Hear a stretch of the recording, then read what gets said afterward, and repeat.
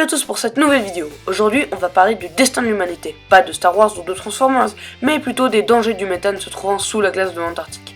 D'après une étude américaine, 4 milliards de tonnes de méthane se trouveraient dans le permafrost de l'Antarctique. Et oui, vous ne rêvez pas, j'ai bien dit 4 milliards de tonnes. Mais nous allons commencer à expliquer qu'est-ce que le permafrost. Le permafrost est un terme géologique qui désigne un sol dont la température se maintient en dessous de 0 degré. Il représente 20% de la surface terrestre de la planète.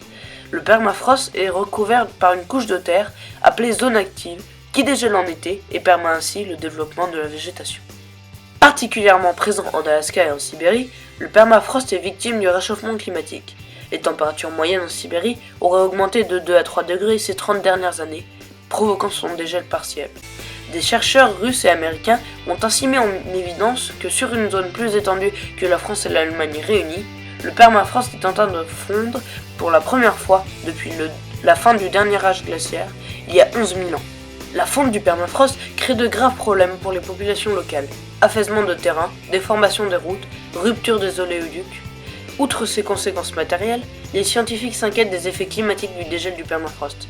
En effet, cette couche gelée depuis des milliers d'années contient d'énormes quantités de matière organique, essentiellement composée de carbone et de méthane.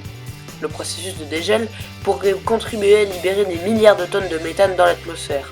Or, le méthane est un gaz à effet de serre très actif, en partie responsable du réchauffement climatique.